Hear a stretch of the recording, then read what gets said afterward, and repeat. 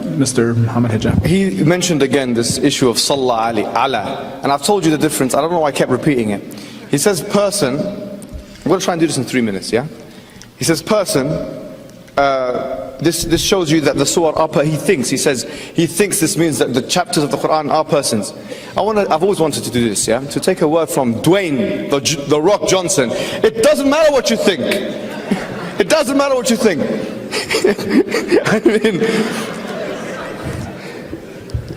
flock of birds and the man who comes, the pale man. Yes, this is in good deeds. And this proves my point, once again, that the qira'ah of the Quran is what is represented, the thawab. You get the rewards for doing the good, and it comes. That's what the hadith is talking about. The man comes in a good form. This is the hadith in Bukhari. He says, Allat wal-Uzza wal-Manat al-Thalith al-Ukhra come as birds. Intercession means polytheism. Well, من ذا الذي يشفع عنده إلا بإذنه, chapter 2 verse 255 of the Quran. Who will intercede with God except with his permission? It's one part of a verse which refutes all of your claims about intercession, in fact. He says means mother. It doesn't only mean mother. Don't tell me about Arabic language. You ask me about Arabic language in this forum. You ask me, you don't tell me. You ask, Muhammad, what does the word mean? You don't tell me means this. No, I tell you, it means mother, yes. It doesn't only mean mother. We say Ummahat al-Kutub, the main books. It means something foundational. Al-Qura, the Quran says, the main cities. Come on, man. Don't waste my time with this. He says, he actually asked me for something linguistic. He said, what's the linguistic basis that the word salah, what does it come from? Etymologically, the word salah comes from the word sila. Sila means connection. So it can be any connection. It doesn't necessarily always have to be prayer. And the word actually salah means dua. Yes, this is the root word, but it comes from the etymological root word sila, which means connection. It could mean any connection. Silatul Rahim, for example, connecting with your family members. You don't know these things. He says the Quran gets the Trinity wrong, and he's talking about chapter 5 verse 116 of the Quran, where it talks about, did you tell your mother that you can take two of us as lords beside God? It's not talking about the Trinity in this verse. Where does it say this is the Trinity and then describe it? The verses that describe the Trinity, for example, chapter 4 verse 171 of the Quran, other places of the Quran, like chapter 5 where the brother was reading, it never tells you what the Trinity is, which is why, for example, many scholars like Ibn Taymiyyah in his Hijab al-Sahih, many scholars actually did say that the Trinity was the Father, Son and the Holy Spirit. But some scholars differed with them in exegesis. It doesn't matter. The word three in Arabic, thalatha, means all of the kinds of trinities that all of the Christians have ever believed in all of history. So the word thalatha in Arabic is all comprehensive. It doesn't say that the word Trinity is Mary. It doesn't say that in the Quran. You have lied against the Quran. And then he says here, the ruh of Allah subhanahu wa ta'ala, you have to understand basic rules of grammar of Arabic. Idafa. Naqat Allah. Naqat Allah means the camel of Allah. Is that another person? I will help you. Idafa means, actually I'm not going to go into it, to be honest with you. Idafa is go to a basic Arabic textbook. What is mudaf? Mudaf ilayh is the first thing the Arab students learn.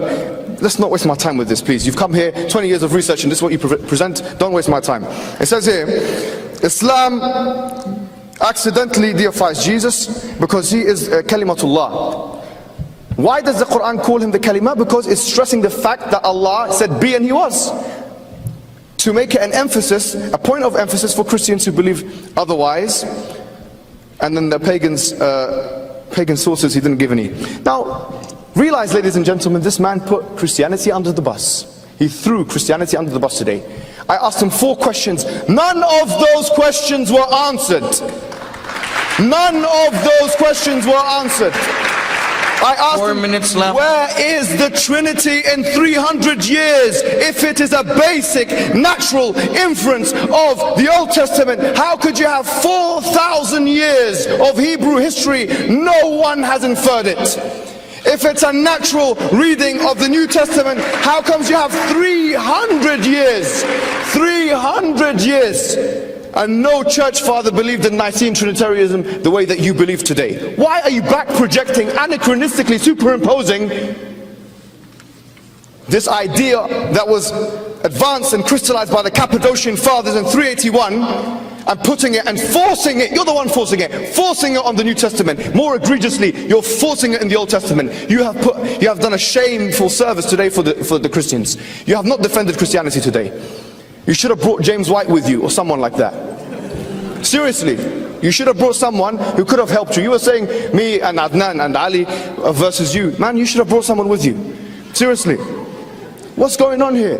20 years of attacking Islam. 20 years of attacking Islam. 99% of your content is anti-Islam. And all of those things you brought today were dismissed in 4 minutes.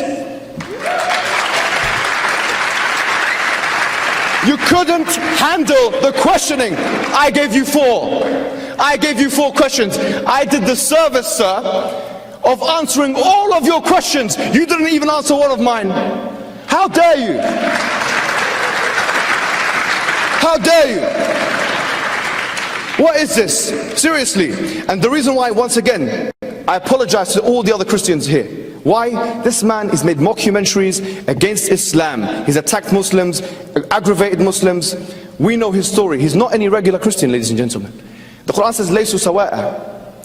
The Christians are not all the same. If it was James White, I would have shown him the utmost respect. If it was William Lane Craig, I would have shown him the utmost respect. If it was any of those guys, I would have shown them the utmost respect. But this man, no. No. Read the Bible. I will teach you the Bible today. Mr. Hijab, please stay on topic. Okay, no problem. I've got 1 minute and a half.